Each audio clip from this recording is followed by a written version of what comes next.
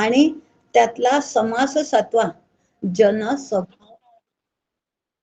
जनस्वभाव निरूपण हा आपण अभ्यासणार आहोत. त्याचा अभ्यास आपण करणार आहोत, त्याचं चिंतन आपण करणार आहोत. मी बोलण्याच्या माध्यमातून, आपण ऐकण्याच्या माध्यमातून, दोघांचंही काम सारखंच आहे, त्याच्यात काहीही फरक नाही आहे. कोणीही याच्यात श्रेष्ठ नाही, कोणीही कनिष्ठ नाही. आपण सगळे एका लेवलचे आहोत आणि श्रेष्ठ ज्येष्ठ अशा सगळ्यांच्या समोर मला संधी मिळाली, हे मी माझं भाग्य समजते.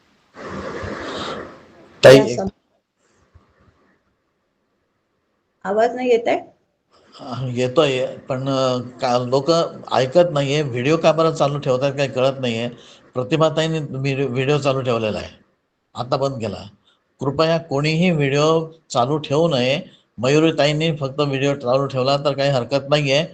बाकी सगळ्यांनी व्हिडिओ बंद ठेवावेत. विनाकारण व्हिडिओ चालू करू नका, ही कळकळीची विनंती आहे. मयुरीताई चालू करा. आपण जनस्वभाव निरूपण पाहत आहोत. म्हणजे जनाचा स्वभाव. स्व म्हणजे काय? माझा. पहिले जनाचा नाही, माझा स्वभाव आणि स्वचा भाव. मी स्वतःबद्दल काय भाव ठेवते, मी कोण आहे, हा माझा काय भाव आहे, याच्यावर सगळं गणित हे अवलंबून आहे. आणि त्याचा आपल्याला आज अभ्यास करायचा आहे. स्वच्या भावाबद्दल, की मी मला काय म्हणते, मी मला काय म्हणते हो. आपण देहबुद्धीचे याने सरळ नाव सांगतो की मी हे आहे, माझं नाव हे आहे, माझं आडनाव हे आहे, माझं गाव हे आहे. पण खरा मी कोण आहे त्याचा शोध घ्यायचा आहे, मला ते जाणायचं आहे. आणि त्यासाठी स्वभाव, माझा भाव मला ओळखायचा आहे की, आणि हा स्वभाव आहे ना 3 गुणांच्या मिश्रणाने बनत असतो. आणि तो बनण्यासाठी याच एका जन्माचं काम नाही आहे. ते पूर्वीच्या कित्येक जन्मापासून जे आपण केलेले कर्म आहेत त्यानुसारी या जन्मामध्ये आपले भाव तयार होत असतात, आपला स्वभाव तयार होत असतो.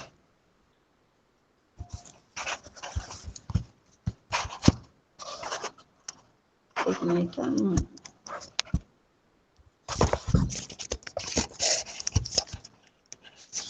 मोबाईल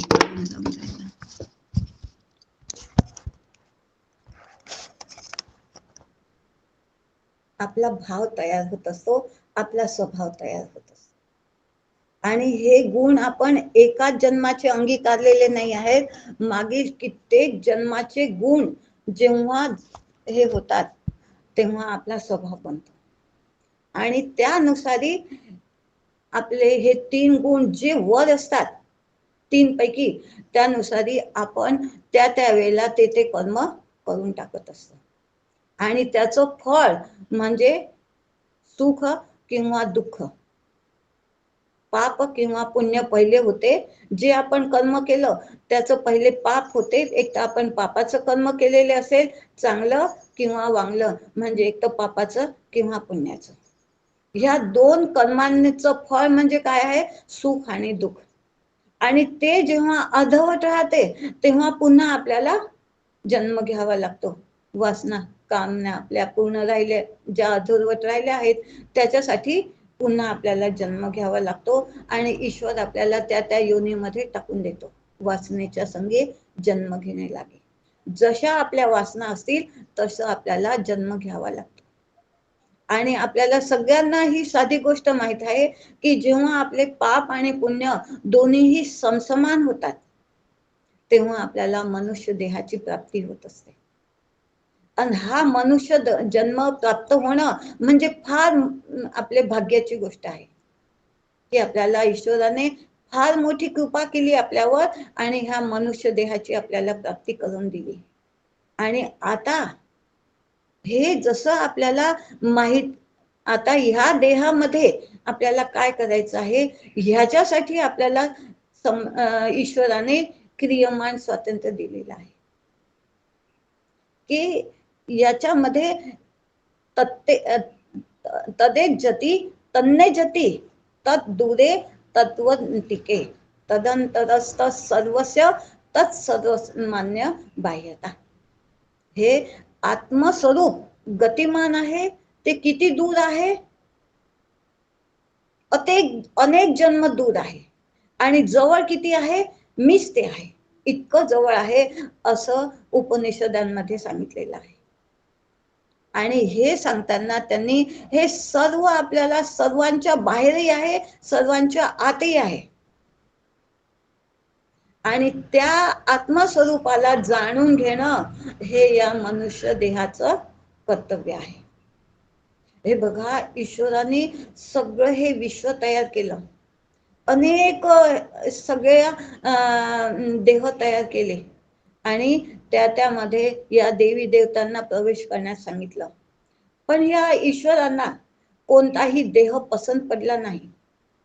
का बरं हो? त्यांना कोणतेही देह आवडला नाही. शेवटी ईश्वराने हा नरदेह तयार केला आणि सगळ्यांनी आवडीने हा देह पसंत केला. का बरं?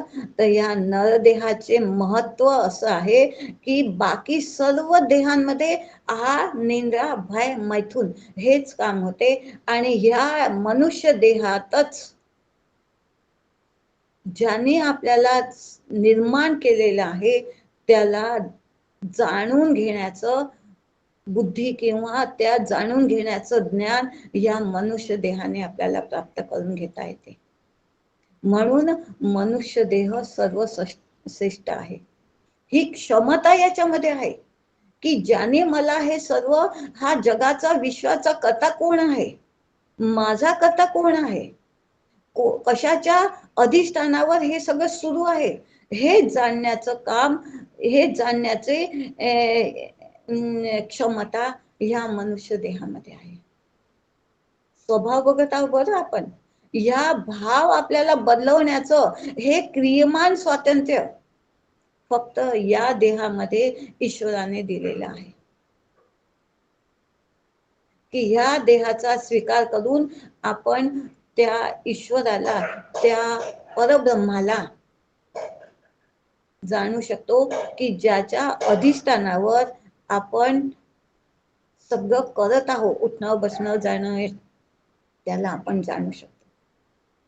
नाहीतर सगळे संत हे म्हणतात की हा देह कसा आहे, अस्थि मासाचा कोथळा आणि विष्ठा मूत्राचा गोळा.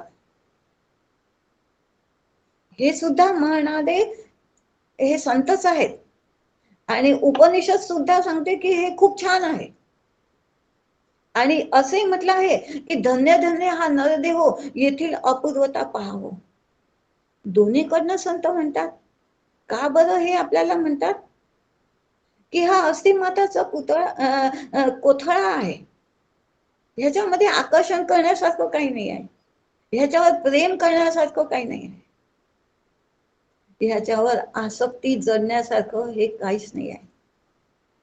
पण हा अनमोल आहे, हा धन्यता पाहून देणारा आहे. याच देहाने आपण धन्यतेला प्राप्त होऊ शकणार आहोत. म्हणून हा देह चांगला आहे. फक्त याच्यावर आपली आसक्ती होऊ नये. हा भाड्याचं घर आहे, या हिशोबाने याच्याकडून खूप एकदम काम करून घ्यायचं. कोणतं? त्या आत्मतत्वाला शोधायचं आणि ते शोधून नंतर अलिप्तपणाने या देह आणि देह संबंधियांमध्ये राहायचं आणि आपापलं ते तत्व, ते ज्ञान, मी कोण आहे हे जाणलं तर हे स्वभावाचं जे गणित आहे त्याच्यातून आपण सुटू शकतो. आपला भाव, त्यामुळे ह्याच्या आसक्ती, ह्याच्या वासना, ह्या 3 गुणांचं वर्चस्व हे सगळं आपल्यावर हावी होऊन जाते. आणि जर आपल्याला हे ज्ञान झालं तर ह्याच्यावर आपण कंट्रोल करू शकतो, ह्या गुणांना. आणि आपल्या प्रत्येकामध्ये हे गुण आहेत बरं, असं कोणीही नाही की जे याच्यातून सुटलं आहे. पण तरीही ह्या गुणांना जे आपल्याला मिळालेलं आहे त्याचा योग्य वापर करणं हे या देहाने करता येते. कोण करू शकतो तो? की ज्याला ह्याचं ज्ञान आहे की मी कोण आहे. आणि हे आवर्जून आपल्याला केव्हा करता येते? आपण मागच्या समासामध्ये अगदी छान विस्ताराने हे पाहिलेलं आहे, उत्तम गुण. ह्या उत्तम गुण जो स्वीकारतो, जो असा उत्तम गुणाचा होतो, हे सगळे उत्तम गुण अधिकारवाणीतून आपण ऐकलेले आहेत. आणि त्यासाठी मला अवगुण सोडता जाती आणि उत्तम गुण अभ्यासिता येते. म्हणून समर्थांनी पहिले उत्तम गुणाचा अभ्यास सांगून दिलेला आहे. आणि आता स्वभाव म्हणतात की तू आता हे उत्तम गुण समजला ना, तू आता तू स्वतःचा स्वभाव बदलव. म्हणजे मी मी मी मी हे जे मी देह आहे आणि हे देह संबंधी माझे आहेत, हा जो तू भाव करून बसला आहे स्वतःबद्दल, देह तादात्म्य करून बसला आहे. शास्त्रीय भाषेमध्ये बोलायचं तर हे जो तू देह तादात्म्य करून बसला आहे, त्याच्यातून तुला निघायचं आहे. आणि ते निघण्यासाठी तुला हा अभ्यास करायचा आहे. आणि तो या देहाने करता येतो. स्वतः भाव बदलवण्याचं क्रियमान स्वातंत्र्य इथं ईश्वराने आपल्याला दिलेलं आहे. म्हणून संतांनी म्हटलं, धन्य धन्य हा नरदेह. म्हणून हा धन्य आहे. आणि म्हणून हा विष्ठामूत्रांचा अस्थि मासाचा कोथळा आहे, विष्ठामूत्राचा गोळा आहे. दोन्ही भाव म्हणून संतांनी आपल्याला सांगितले. आणि जे आपल्याला जाणायचं आहे, हे आपल्याला जाणून घेण्यासाठी प्रवृत्त केले आहे. कोणता तो भाव आहे? स्वचा भाव. आपला स्वचा भाव जसं आपण पाहिलं की 3 गुणांमुळे बनलेला आहे. आणि हे 3 गुण आपले पूर्वजन्मापासून कित्येक जन्मापासून झालेले, तयार झालेले आहेत. त्यानुसारे आणि त्यानुसारी आपल्या इच्छा तयार झाल्या आणि त्या इच्छेनुसारी आपल्या वासना तयार झाल्या आणि त्या वासनेनुसारी पुन्हा पुन्हा आपण जन्माला येतो, पुन्हा पुन्हा मरतो. कारण इतर सगळ्या योनी भोग योनी आहेत. फक्त ह्या एकाच योनीमध्ये, मनुष्य योनीमध्येच हे आपल्याला जाणून घेता येते. असं जेव्हा आपण जाणून घेतो, तेव्हा त्यासाठी आपल्याला काय करावं लागेल या मनुष्य देहामध्ये राहून? तर उत्तम गुण अभ्यासावे लागतात. जे उत्तम गुण आपण अभ्यासले आहेत, क्षमा, दया, धृती, तितिक्षा, श्रद्धा, भक्ती, हे सगळे, सरलता, हे सगळे उत्तम गुण आपण अभ्यासले आहेत. आणि अगदी अधिकार वाणीतून ऐकलेले आहेत. क्षमा, हे अमानित्वम, मदम भित्वम, अहिंसा, शांती, राजवम, आचार्योपासनम, शौचम, स्थैर्यम, आत्मविनिग्रह. गीता पण हाच सांगते आहे अभ्यास. की मला काय करावं लागेल? हे सगळे अभ्यास मला करावे लागेल आणि ते अंगीकारावे लागेल उत्तम गुण. आणि ते अंगीकारण्यासाठी आचार्य उपासना, आचार्यांच्या, श्री गुरूंच्या चरणाशी जावं लागेल. त्याच्याशिवाय आपल्याला योग्य मार्गदर्शन नाही होत. आपण करतो ना, नाही करत का? अगदी करतो. पण कसं? कामनापूर्तीसाठी कर्म करतो. आणि वेदांनी सुद्धा मान्य केले आहे कर्म, उपासना आणि ज्ञान. पण आपण या कर्मांकडेच थांबून जातो. कारण आपण कर्म करतो आणि ते कशासाठी? तर आपल्या कामनापूर्तीसाठी. दर्शन मात्रे मन कामनापूर्ती, ही समर्थांनी केलेली अटी आहे. आणि आपण काय समजतो? की गणपती देवा, आता तुझं दर्शन घेतलं ना, ही माझी कामनांची लिस्ट आहे. आज तू आला आहेस तर ही लिस्ट आज आता पूर्ण करून दे.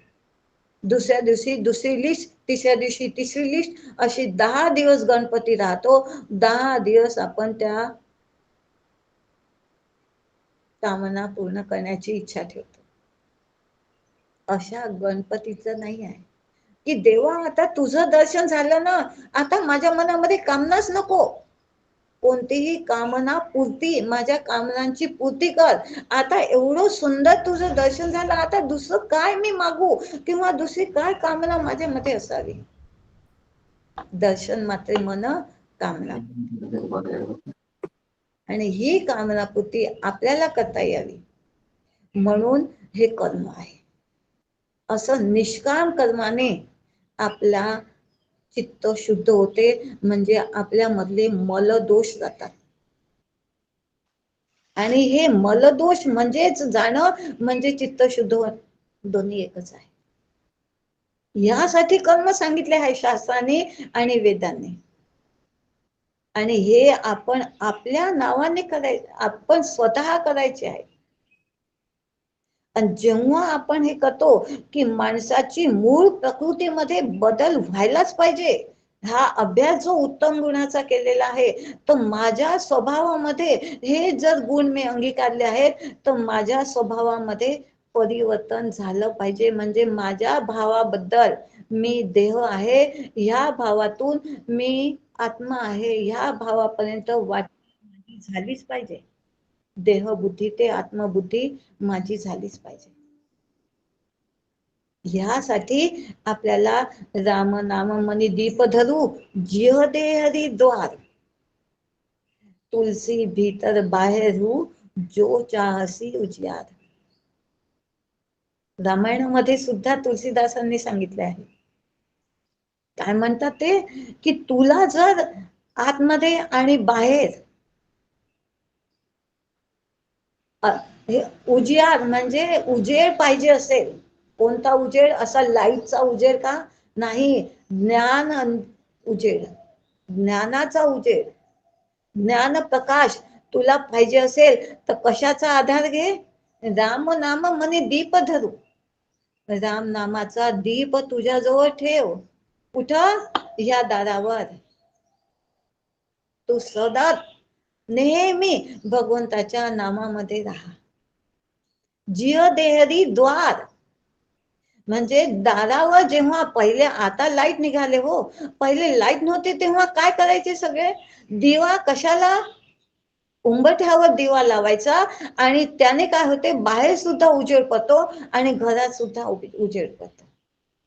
तसं हा राम नाम रूपी दीपक या द्वारावर ठेवायचा, त्याने तुझ्या आतमध्ये सुद्धा उजेड पडेल आणि बाहेर सुद्धा उजेड पडेल. म्हणजे आतमधला उजेड, की हा जे तू आतमधून तुझा भाव ठेवलेला आहे की मी देह आहे, हे तुझं अज्ञान आहे. की मी देहच आहे, मी आई आहे, आणि मी आई झाली की माझे मुलं बाळ, माझे नातेवाईक हे सगळे येणारच आहेत. देह आणि देह संबंधी हे माझं अज्ञान आहे. ह्याच्यामध्ये मी जे रमत आहे, ह्याच्यातून तुला निघायचं असेल तर राम नाम मनी दीप धर. आणि बाहेर, आता तू जर स्वतःला देह म्हणते आहे तर हे जग तुला सत्यच वाटणार आहे. असे सगळ्यांचे देह जगामध्ये आहेत, तेच तुला सत्य वाटणार आहेत. म्हणजे ही तुझी अविद्या काढायची असेल तर तुला राम नाम घ्यावं लागेल. तुला अज्ञानातून, अविद्येतून बाहेर निघायचं असेल तर कोणाचा आधार घे, रामाचा. या सगुण रामाच्या नामावर तू विश्वास ठेव, या सगुण रामावर तू प्रेम कर, त्याच्या नामावर श्रद्धा ठेव. आणि दुसरं काय म्हटलं आहे, उपासना. म्हणजे तुला काय करायचं आहे, अशा त्याच ज्या रामाचं तू नाव घेत आहे, ज्या नामाच्या तू हे करत आहे, नामामध्ये तू रंगला आहेस. आता तुला उपासना करायची आहे आणि ती उपासना करताना तू उप अधिक आसन, त्याच्याजवळ आसन मांडून बसायचं आहे. म्हणजे त्याच रामाच्या म्हणजे नामीच्या बोधात नाम घे. नेहमी त्या रामाच्या चिंतनात राहा, त्याच्या लीलेमध्ये राहा, त्याच्याच चिंतनात राहा, त्याच्या आज्ञेत राहा. म्हणजे हा झाला ईश्वर रूपी राम. ईश्वररूपी रामाच्या चिंतनात राहा, म्हणजेच हे जे सगळं सुरू आहे माझ्या जीवनामध्ये ते या ईश्वराचं नियोजन आहे हा विचार दे. ह्या विचाराने स्वतःला नेहमी, आणि मी या ईश्वराच्या शरणागत आहे, याच्या ह्यांनी जे माझ्यासाठी नियोजन केलेलं आहे ते माझ्यासाठी योग्य आहे, चांगल्यातलं चांगलं आहे, हा विश्वास मी ठेवायचा. आणि अशा रीतीने माझ्या जीवनामध्ये जे जे काही प्रसंग येत आहेत ते सगळे ह्या ईश्वराने दिलेले आहेत, हे माझे नाहीत. हे ईश्वराच्या नियोजनाप्रमाणे मला दिले गेलेले आहे. जे आपल्याला कोणीतरी देते, आपण म्हणतो ना ही वस्तू, हा पेन आहे ना मला माझ्या मैत्रिणीने दिला आहे, हा माझा नाही, तिने मला प्रेमाने दिला आहे. कोणतीही वस्तू आपण कोणाला असं भांडण झालं म्हणून नसतं देत, ती मैत्री असते, ते प्रेम असते, म्हणून आपण देत असतो की माझी आठवण यावी ग म्हणून तुला हे मी वस्तू देतो, माझा रुमाल देतो, मी तुला पेन देतो, काहीतरी माझं म्हणून आपण देतो. तसं हे मला ईश्वराने दिलेलं आहे, त्याचं माझ्यावर प्रेम आहे, त्याचं माझं भांडण नाही आहे, त्याचं माझ्यावर खूप आत्यंतिक प्रेम आहे. आणि त्या प्रेमापोटी त्याने हे मला दिलेलं आहे, आणि ते माझ्या चांगल्यासाठीच आहे, हा पक्का विश्वास असू द्या. श्रद्धा विश्वास रूपिणी हा परमार्थाची पायाच आहे, हा श्रद्धा आणि विश्वास. अशा श्रद्धेने आणि विश्वासाने त्या ईश्वरावर आपण शरणागत, ईश्वराला शरणागत राहायचं, ही झाली उपासना. म्हणजे वेदांच्या हिशोबाने आपण पाहिलं तर अशी उपासना म्हणजे सकाळी मी नामस्मरण करायचं, प्रभाते मनी राम चिंतित जावा, आणि नामस्मरणाने त्या नामीच्या बोधात नाम घेतलं आहे. माझे श्री गुरु म्हणतात की जर ह्या अर्धा तास 15 मिनिट जे काही आपण नामस्मरणाला सकाळी बसतो, त्याच्या बोधात नामस्मरण करतो, त्याच्या चिंतनामध्ये नामस्मरण करतो, पण जर का आपण हे उरलेले ज्या 24 तास 23 तास आहेत किंवा 23.5 तास आहेत ते आपण जर अशा चिंतनात घालवले असतील तर आपलं ते योग्य रीतीने कर्म झालेलं असेल, आणि छान आपण जर वागलेलं असेल, जे उत्तम गुण आपण अंगीकारले आहेत त्या गुणानुरूप आपण वागले असेल, तर ह्या अर्ध्या तासामध्ये किंवा 15 मिनिटामध्ये घेतलेलं नामस्मरण आपल्याला आनंद देऊन जाते, त्याच्याशी जोडायला म्हणजे त्या परब्रह्माकडे न्यायला कारणीभूत होते. स्वतःचा भाव बदलवायसाठी सगळी ही मांडणी आहे बरं, की देह बुद्धी ते आत्मबुद्धी करावी, ते मार्गक्रमण कसं करावं, आणि जन्मोजन्मीचे माझे जे भाव मी साठवून ठेवलेले आहे माझ्या चित्तामध्ये, ते चित्त स्वच्छ कसं करायचं, ते चित्त शांत कसं करायचे, जो मी मळ भरून आणलेला आहे, मल दोष माझ्यामध्ये मी जो भरलेला आहे, त्याच्यामुळे ह्या मळामुळे या मलामुळे हा देह मला सत्य वाटत आहे, या अज्ञानाला मी कारणीभूत झालेले आहे, या अज्ञानामध्ये मी फसले आहे, देहबुद्धीमध्ये मी स्थिर झालेले आहे, आणि ह्याच्यामुळेच हे 3 गुण माझ्यावर हावी होत आहे आणि मला जन्म घ्यायला लावतात आणि मला मरायला लावतात. आणि ह्या चक्रातून ही साखळी मला तोडायची असेल तर मला हे कळणं भाग आहे.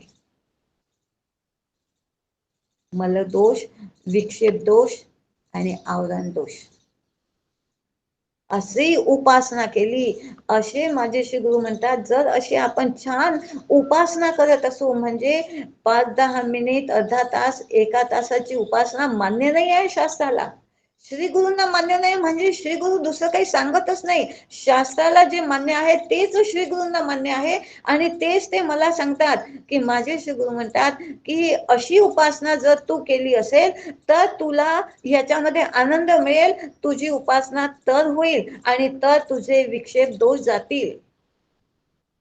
आणि त्याच्यासाठी आधार काय सांगितला आहे? राम नाम म्हणे दीप धरू. हा सगुण राम झाला, ईश्वरूप राम झाला. असे दोन राम जेव्हा आपण उपासतो म्हणजे त्याचं कर्म करतो आणि हे कर्म ईश्वराचं आहे, त्यांनी मला प्रसाद दिलेला आहे, ह्या भावनेने जर आपण करत असू तर आपण त्याच्या जवळ आहोत. आणि त्याच्या जवळ जाण्यासाठी त्याचे जे गुण आहेत ते मला अंगीकारता आले पाहिजे. पहिले ती अट आहे. आपले गुण एकसारखे होत असतील, आपली आवडीनिवडी एकसारखी होत असेल, तेव्हाच आपली आपल्या मैत्रिणीशी किंवा मित्राशी मैत्री जुळत असते. त्याला जे नाही आवडत ते मला आवडत असेल किंवा ते त्याला जे आवडते मला आवडत नसेल तर मी त्याच्यासोबत जात नाही, त्याच्यासोबत राहत नाही मी.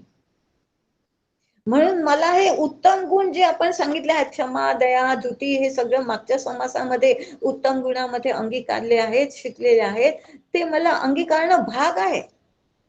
आणि तेव्हाच मी अशा ईश्वरूप रामाच्या सोबत राहू शकतो, म्हणजे त्याच्या चिंतनात राहू शकतो. ज्याच्यावर आपली आवडी असते, ज्याच्याजवळ आपलं प्रेम असते, त्याचं चिंतन आपलं मन करत असते आणि त्याच्याजवळ ते शांत जात असते.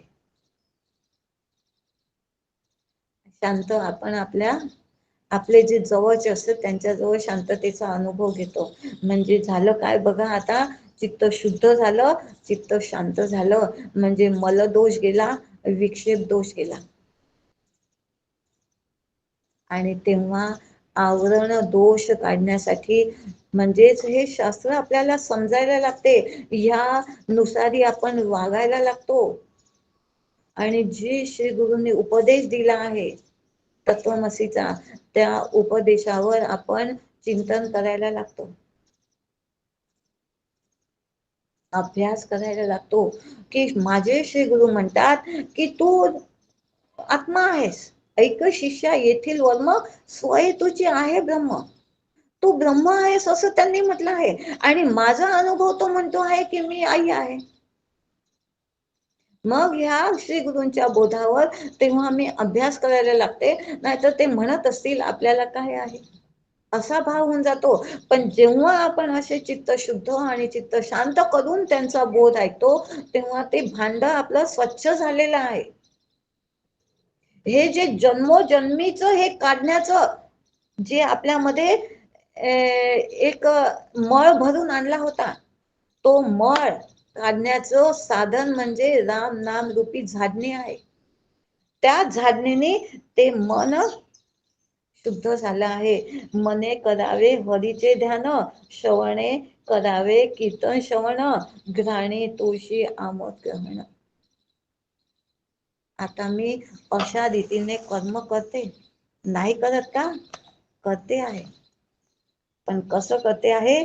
काया वाचा मने धने, जो निवटला गुरु चरणे, त्याचे उठे संसार धरणे, गुरु सेवा म्हणे या नाव.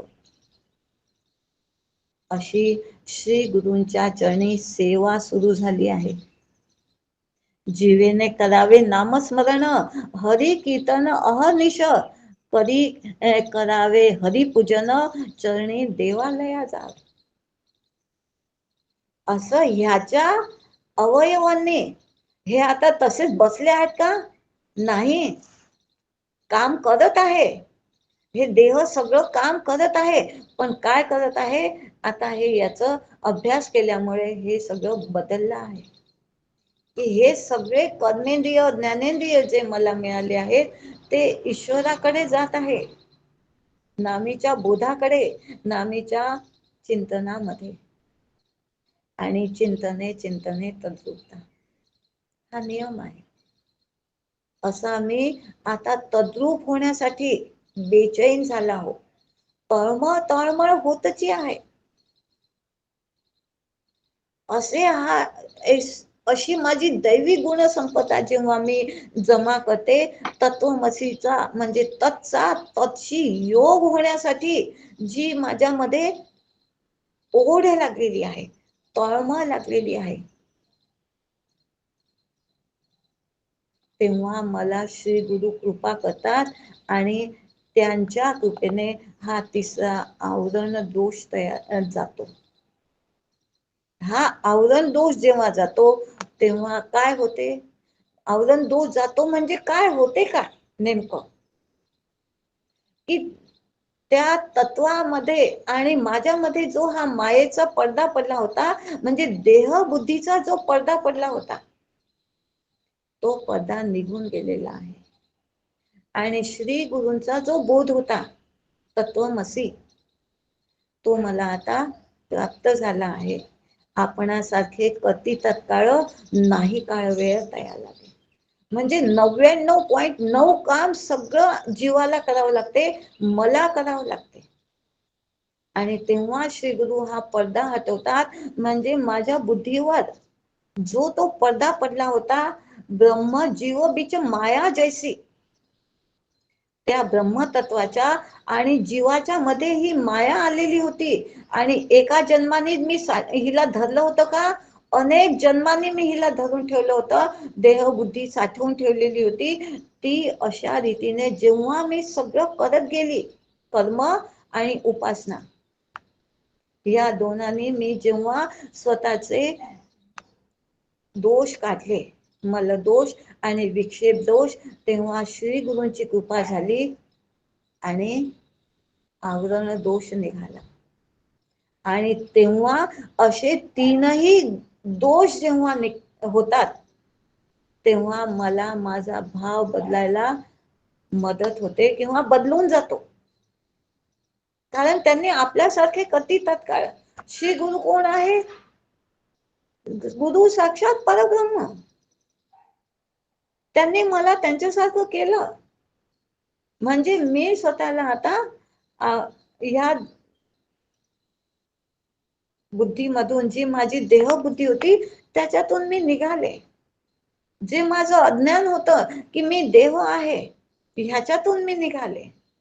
आणि ह्याच्यातून निघाल्यामुळे हे जन, ह्याच्याबद्दल जो माझा भाव होता, पहिले मी माझा भाव बदलला आणि या भावामुळे ह्या जनाबद्दलचा भाव बदलून गेला.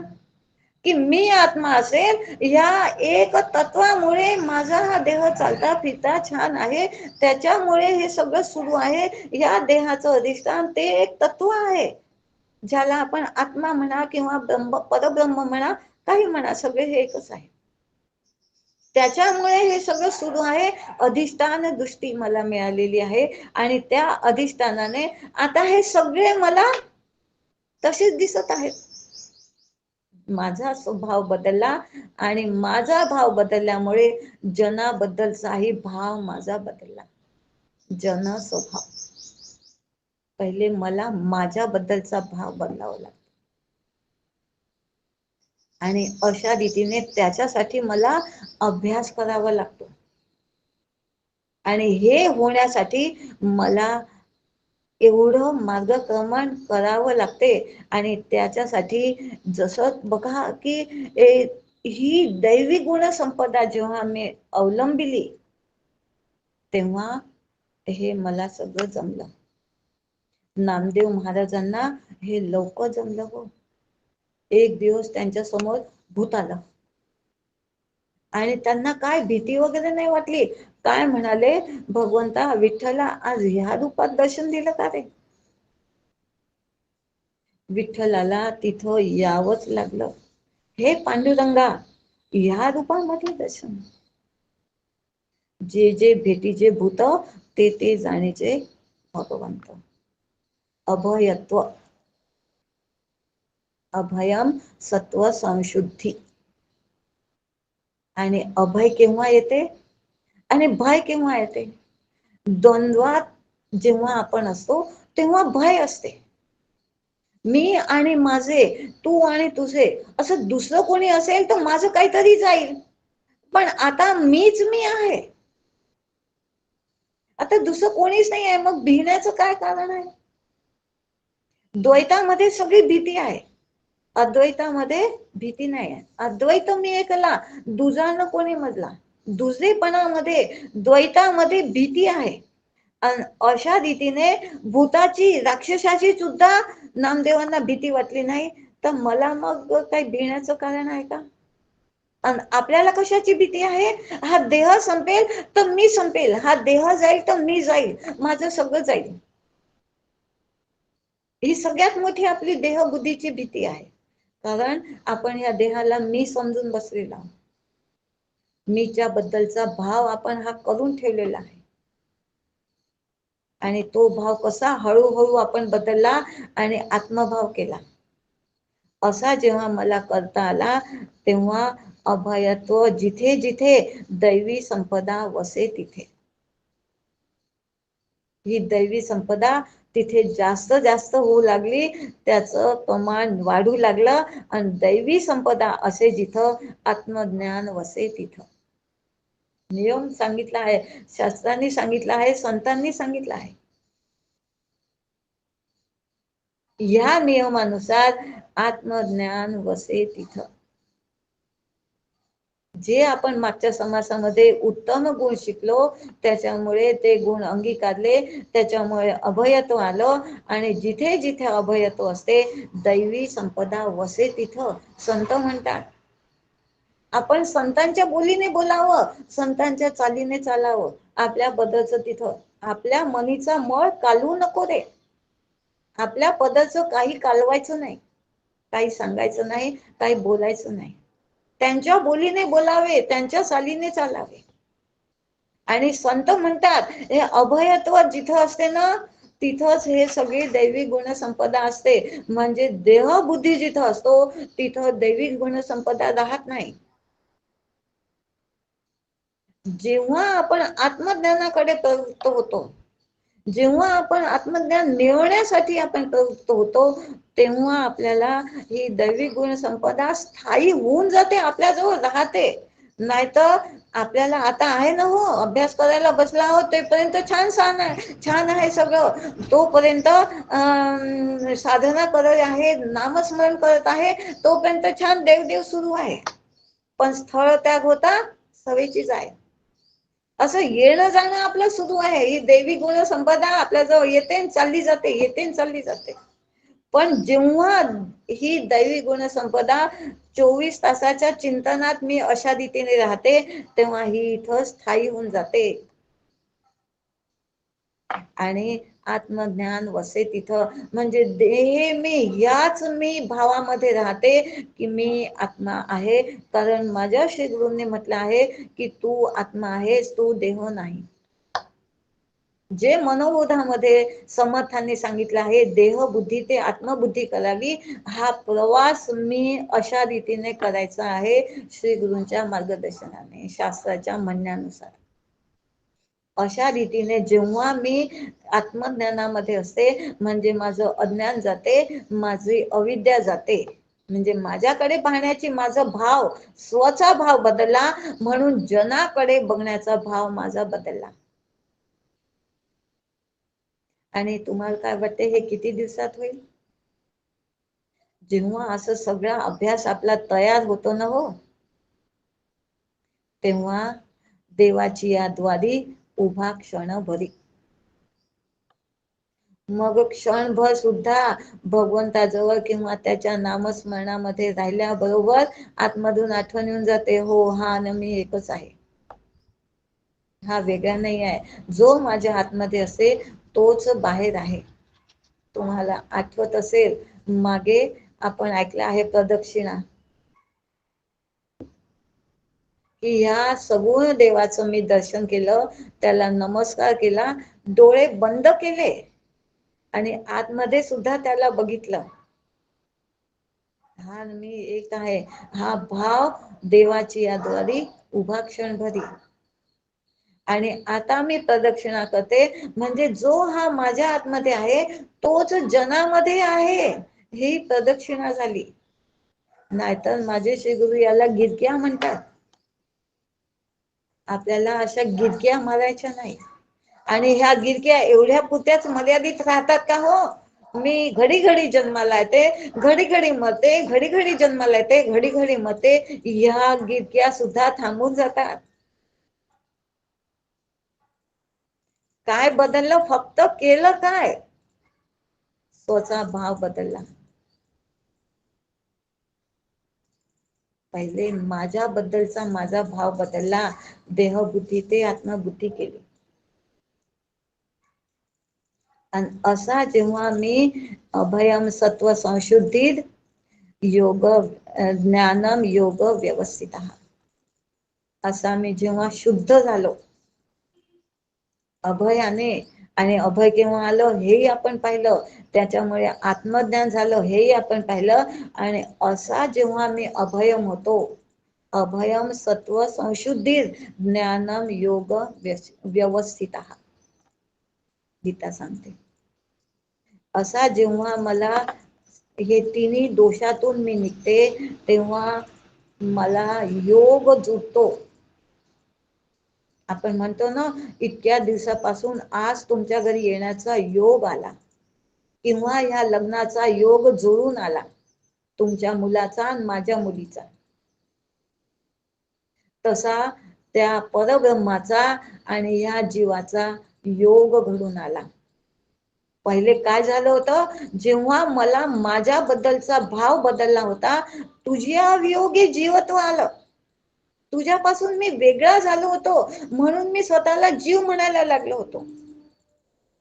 आणि आता हे बदललं आहे, आणि त्याच्यामुळे भाव काय झाला आहे की हा योग जुळून आला आहे. काय, मी आत्मा आहे आणि तिथं स्थित झालेला आहे. या योगाच्या ठिकाणी मी थांबले आहे. दानम दमश्च यज्ञश्च स्वाध्यायस्तपाजवम. आणि आता त्याच्यासाठी दान, यज्ञ आणि स्वाध्याय, गीतेने सुद्धा हेच सांगितलं आहे. म्हणजे कर्म, उपासना आणि ज्ञान. माऊली म्हणते, प्रत्येक विहित कर्म करताना अहंकार उठू देऊ नये. जर हे कर्म मी अहंकाराने करत असेल, करतेपणा अहंकार न ठेवता जन्म मरण रूपी संसाराचे भय घालवणे, याला अभय म्हणतात. सांगितलं ना, हे चक्र जे सुरू होतं, या गिरक्या ज्या सुरू होत्या, या गिरक्या थांबल्या. संसारामधून जे माझं येणं जाणं, म्हणजे जन्म मरण हे जे सुरू होतं, हे आता थांबलं आहे. काय केलं हो, अहंकार बाजूला ठेवला. अहम आणि मम, मोहाचे माता पिता. अहंकार ठेवला तर माझं होते, आणि माझं झालं तर मोह होतो, आणि मोहापोटी आपण चांगले वाईट कर्म करायला प्रवृत्त होत असतो. आणि मग पुन्हा तेच एक होतो ना, की ते कर्म एक तर चांगले केले असेल किंवा वाईट केले असतील, आणि त्या कर्माचं फळ मग पाप किंवा पुण्य, आणि मग ते पाप आणि पुण्य भोगायला येत. आणि आपल्याला माहित आहे, पापाचं पुण्य दुःख, पुण्याचं देणं सुख. म्हणून आपल्या सगळ्यांच्या जीवनामध्ये सुख आणि दुःख येणारच आहे, अर्धवट येणार आहे. पण त्या सुखाकडे, त्या दुःखाकडे पाहण्याची माझी नजर कशी आहे, मी त्याच्याकडे कोणत्या नजरेने बघते, ते क्रियमान स्वातंत्र्य ईश्वराने माझ्या हाती दिलेलं आहे. कारण त्यांनी मला मनुष्य देह दिला आहे, आणि या क्रियमान स्वातंत्र्याचा मी वापर केला, तर त्या वापराने मी कुठं येऊन पोचले, की हे सगळं करता एक राम, तेने केले सर्व, तयापाशी गर्व करू नये. बस हा एक भाव ठेवायचा आहे. अहंकाराचा वारा न लागो राजसा. इथं मला येऊन बसायचं आहे, मग संसाराचे भय जाते. आणि असा अभय झाला, त्यालाच ही दैवी गुण संपदा मिळते, त्याच्याजवळच हे सगळं. आणि असं आत्मैक्य भावाच्या विस्ताराने आपल्याला दुसऱ्याच्या स्वतःचा आत्मा आणि माझ्याबद्दल आणि दुसऱ्यांच्या बद्दल हा जो भाव आहे, जन आणि मी, स्व, जनाचा आणि स्वचा जो भाव आहे तो मला बदलता आला. असे हे माणून मला या भयाच्या वाटेला देशाबाहेर घालवता आलं. अभय हे ज्याला आत्मैक्याच्या भावाने, की माझ्यामध्ये जो आत्मा आहे तोच या जनामध्ये आहे, या सगळ्यांमध्ये तोच आहे, हा अभ्यास मला केव्हा करता आला? जन स्वभाव बघत आहोत अजून आपण ओवीकडे तर गेलोच नाही. नावामध्येच आपल्याला एवढा वेळ लागत आहे. जन स्वभाव या भयेच्या वाटेच्या देशाला घालवण्यासाठी असं अभय कुठून मिळालं? हे 3 गुणांवर वर्चस्व कशा रीतीने मिळवलं? हे सगळं अभ्यासाने आत्मभाव झाल्याबरोबर द्वैत राहिलं नाही, आणि द्वैताने निर्माण केलेलं भय राहिलं नाही, आणि भय राहिलं नाही म्हणून मी निर्भय झालो. आणि अभयामध्ये ते अद्वैत असते. अद्वैत मी एकला, दुजान कोणी नसला. आता हे दिसणारे जे जग आहे, हे जन आहेत, ते कोण आहे? आत्मा. आणि मी कोण आहे? आत्मा.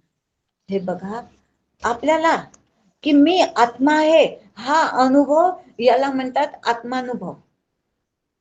आणि हाच अनुभव सगळे आत्मे आहेत, सगळ्यांमध्ये तेच आत्मतत्व आहे, म्हणजे त्यालाच म्हणतात ब्रह्मानुभव. ब्रह्म दिसे उघडे, आम्हा ब्रह्म दिसे उघडे. असा ब्रह्मानुभव आणि आत्मानुभव म्हणजे स्वतःच्या बद्दल, आणि ब्रह्मानुभव म्हणजे सगळ्यांच्या बद्दल, जनाबद्दल ब्रह्मानुभव वेगळा वेगळा हे नाही आहे. आत्मा आणि ब्रह्म एकच आहे, पण एकाबद्दल आत्मा, सगळ्यांबद्दल ब्रह्म, अशी ही रीत आहे शास्त्राची. पण मी आत्मा आहे हा अनुभव म्हणजे आत्मानुभव. आणि ह्या अनुभव झाल्याबरोबर सगळ्यांमध्ये हाच आहे, तो अनुभव म्हणजे ब्रह्मानुभव. आणि बस इथं हे कळलं म्हणजे त्या आत्मानुभव सगळ्यांच्या देहामध्ये असलेलं चैतन्य या जडामध्ये सुद्धा आहे. इथपर्यंत अभ्यास द्यायचा आहे. जड चेतन जे जे काही मला दिसते, सगळ्यांमध्ये तेच एक चैतन्य आहे. आणि ते चैतन्य बघणं, ते चैतन्य कळणं, हे या डोळ्यांनी दिसत नाही, कळायचं. ते कळणं म्हणजेच ब्रह्मानुभव. आणि तो मी आहे इथपर्यंत पोचायचं, या रूपाने मी जनाकडे बघायचं. आणि असा अनुभव की सुख दुःखे समे कृत्वा, नंतर होऊन जाते लाभा लाभो जया जय, या द्वंद्वातून मी निघून गेले. द्वंद्वातून निघालं की भय गेलं, ती साखळी तीच आहे, अभ्यास तोच आहे. आणि अशा अनुभवानंतर सुख दुःख समे कृत्वा, आता काहीच नाही राहिलं. ती वस्तू, ती कीर्ती, ती सुख, ते प्रतिष्ठा, या हव्यासातून त्या स्वरूपतेकडे जाणं, ह्याचा विसर पडला. आणि त्या स्वरूपाकडे, त्या सुखाचा ओघ, ज्याच्यामुळे हा सुखरूप, डॉक्टर काका म्हणतात या मनुष्य देहाने सुखी व्हावं, सुखी होता होता सुखरूप व्हावं, आणि सुखरूप होऊन या जगाचा निरोप घ्यावा. म्हणजेच असा ब्रह्मानुभव घेऊन या जगातून मी आत्मा आहे या भावाने इथून निघायचं आहे. तर मग हे जन आणि हा स्वभाव, हे सगळ्यातून आपण निघून जाऊ. मग पुन्हा पुनरपि जननम पुनरपि मरणम पुनरपि जननी जठरे शयनम, हे सगळं मिटून गेलं. आणि ह्याच्यातून तुम्हाला आम्हाला निघायचं असेल तर हा आपल्याला ओघ जो आहे सुख दुःखाचा, तो या अनुभवाने थांबतो. तुझ्या करुणाचा ओघ मजवर लोटी, समर्थ म्हणतात. तुझ्या ह्या कृपेचा ओघ माझ्याकडे वळव. कशासाठी? की हे मला दिसलं पाहिजे. बघा, शेतकरी त्याच्या पाईप मधून पाणी येत असते आणि तो असा त्या पाण्याला वळवत असतो, आणि ज्याकडे त्याला पाणी न्यायचं असेल त्याकडचा तो असा वाट सोडून देत असतो, बाकीकडे अशी ती भिंतीसारखी मातीची उभी करून देतो. तशी श्री गुरूंची, ईश्वराची कृपा दृष्टी सगळ्यांवर आहे. पण तरीही समर्थ म्हणतात की हा ओघ माझ्याकडे वळव. तुझा जो हा वर्षाव होत आहे, हे पाणी जे साचलं आहे, कृपा वर्षाव, याचा ओघ माझ्याकडे विशेष कर. असा ओघ जेव्हा माझ्याकडे येतो तेव्हा हे सगळं स्वचा भाव बदलायला मदत होते. आणि ह्याचा परिणाम म्हणजे काय? ह्या 3 गुणांचे जे मी अशी नोकरी करत आहे त्याच्यामध्ये मी चाकर होऊन जातो. ह्या 3 गुणांच्या वर्चस्वाखाली मी दबून जातो. त्यातून मला निघता येते हे 3 गुण हँडल करणं. कारण प्रत्येकामध्ये 3 गुण आहेतच, ह्याला सोडून जाता येत नाही, पण ते हँडल करणं आपल्याला जमते. आणि ते कशामुळे जमलं? श्री गुरूंच्या हाती जसं अर्जुनाने दोरी श्रीकृष्णाच्या हाती दिली, तशी मी माझी दोरी माझ्या श्रीकृष्णाच्या म्हणजे माझ्या श्री गुरूंच्या हाती देऊन दिली. आणि हे जेव्हा आपण देतो तेव्हा हे सगळं आपल्याला जे आज आपण अभ्यासलं ते येते. आणि काय बदलते? स्वचा भाव. असा भाव बदलण्यासाठी हे आनंदमयता हेच मनुष्य देहाचं कर्तव्य आहे. मी आत्मा आहे हेच माझं कर्तव्य आहे. मनुष्य देहाचे लेणे अकस्मातही भाग्याने, तेथेची ब्रह्म जाणणे नियोजित, हे ईश्वराचं नियोजन आहे. आणि हे नियोजन करून त्याने एवढ्या विश्वासाने मला हा मनुष्य देह दिला होता. आणि आता खरं मनुष्य देहाचं सार्थक झालं. नाहीतर आला आला हेला जन्मासी आला आणि पाणी वाहू वाहू मेला, असं हे इतका अनमोल मनुष्य देह मिळवून मी असा ढोरासारखा म्हणजेच बद्धच जन्माला आला, बद्धच मेला, असं माझं व्हायचं नको. त्याच्यासाठी हा अभ्यास जन स्वभाव निरूपण, मला हे चेंज करायचं आहे, हे मला बदलवायचं आहे. आणि काही बदलवणं सोपं नसते बरं. बाहेरचे कपडे बदलवणं हे जेवढं आपल्याला सोपं वाटते, तेवढं आतमधला अंतर्भाव बदलण्यासाठी असं सगळं अभ्यास करायला लागतो. आणि त्याच्यासाठी हा अभ्यास आहे, जन स्वभाव निरूपण. त्याच्यासाठी स्वबद्दल, माझ्याबद्दल माझा भाव मला बदलवायला पाहिजे. आणि माझ्याबद्दल माझा भाव बदलला की जनाबद्दल बदलतोच, कारण माझी ती वृत्ती होऊन जाते. अजूनही आपण का इकडे अडत नाही याची कारणं काय आहेत हे आपण उद्याला अभ्यास करू. आज आपला वेळ झाला आहे, आपण थांबूया. सगळ्यांना नमस्कार करते. श्रीराम, जय राम, जय जय राम. 13 वेळा नामस्मरण कोण घेतं? घेऊ का दादा मी? हो, घ्या घ्या. श्रीराम जय राम, जय जय राम. श्रीराम जय राम, जय जय राम. श्रीराम जय राम, जय जय राम. श्रीराम जय राम, जय जय राम. श्रीराम जय राम, जय जय राम. श्रीराम जय राम, जय जय राम. श्रीराम जय राम, जय जय राम. श्रीराम जय राम, जय जय राम. श्रीराम जय राम, जय जय राम. श्रीराम जय राम, जय जय राम. श्रीराम जय राम जय जय राम श्रीराम जय राम जय जय राम श्रीराम जय राम जय जय राम जय जय रघुवीर समर्थ जय श्रीराम जय जय रघुवीर समर्थ. पुढील निरूपण उद्या सकाळी 6 ते 7 या वेळेत होईल.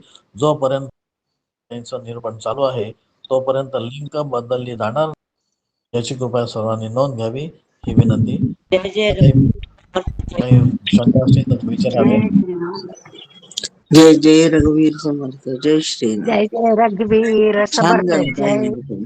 जय जय रघुवीर जय समर्थ जय श्रीराम. श्रीराम. जय रघुवीर समर्थ जय जय श्रीराम. छान जय जय सांगितलं रघुवीर निरूपण. समर्थ जय श्रीराम जय रघुवीर समर्थ खूप सुंदर. जय श्रीराम. जय जय